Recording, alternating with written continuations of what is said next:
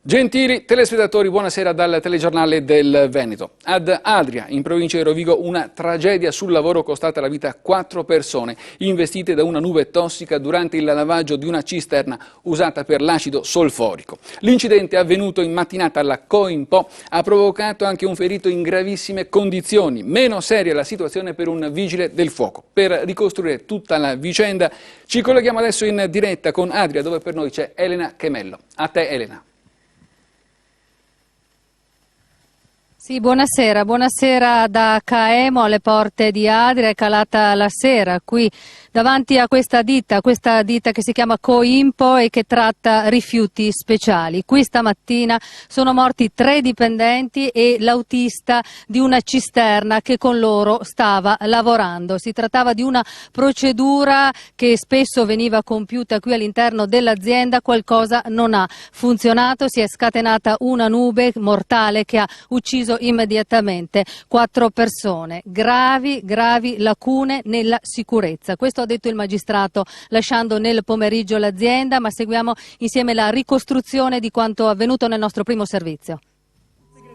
Un errore umano insieme alla grave mancanza di misure di sicurezza. Ci sarebbe questo all'origine del tragico incidente sul lavoro costato la vita stamattina a 4 operai all'interno della ditta Coimpo di Caemo, poco distante da Adria in provincia di Rovigo.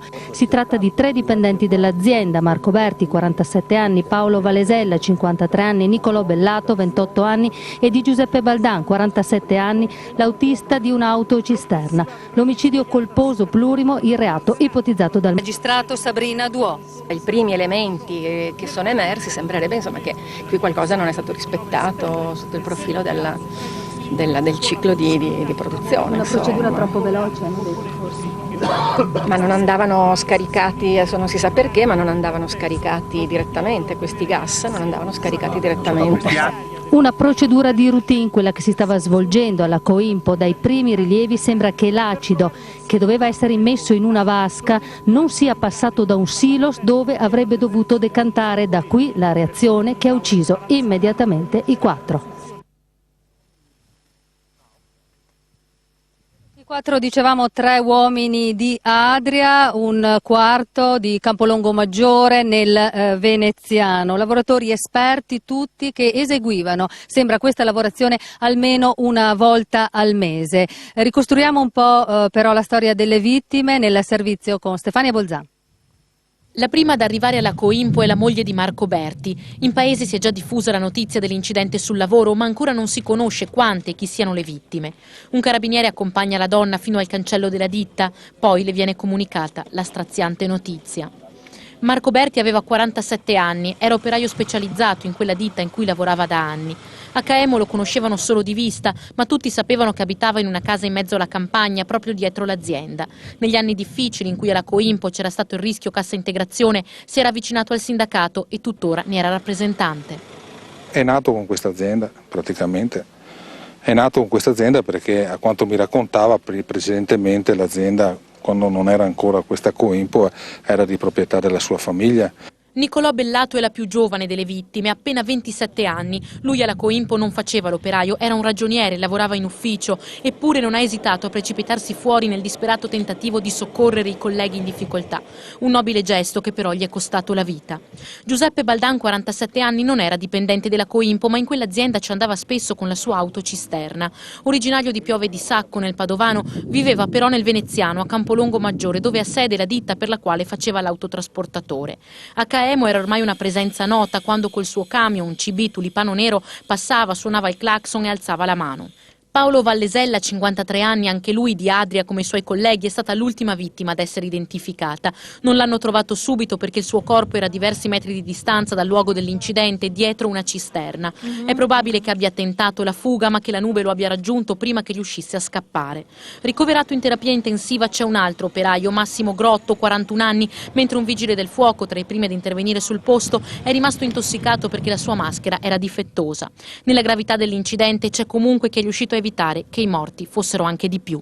C'è un sopravvissuto che è praticamente il braccio destro del titolare, che vedendo la scena si è messo la maschera e è riuscito a salvare un operaio poi però ha dovuto desistere in quanto le emanazioni erano così invasive che ha preferito naturalmente scappare anche lui.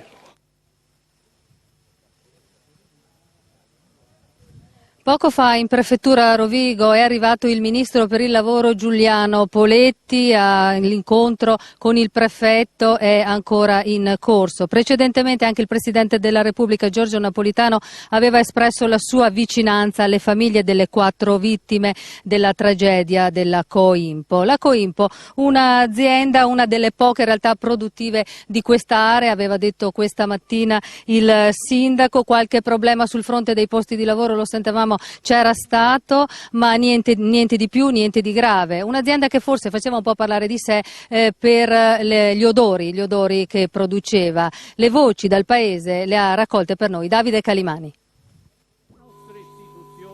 C'era quasi da aspettarselo, perché è da tempo che si avvisa tramite telefonate il comune, mandiamo l'ARPA perché puzza, di notte non si riusciva più a dormire, chiudete le finestre.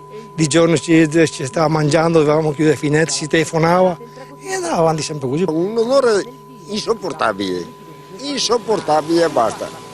Che tipo di odore? Da tutto, non ti puoi trovare un odore, era tutto immisciato. Il paese lo conoscono in pochi, la puzza in paese la sentivano tutti. Caemo, frazione di Adria in provincia di Rovigo, 600 abitanti. Qui oggi si piangono le 4 vittime della Coimpo. Ragazzi, come li chiamano in piazza, apprezzati da tutti. Tutti conoscevano la ditta nella quale è accaduta la tragedia, famosa più che altro per l'odore, a volte insopportabile, che in più occasioni ha sollevato proteste. Un odore sembrava da cadavere, roba così, un odore proprio, una cosa insopportabile. C'era alcune notti dovevi chiudere tutto, finestre, balconi, tutto, perché sentivo un odore, non potevi resistere. La mattina, certe mattine ti alzavi, sentivo un odore, oh per carità.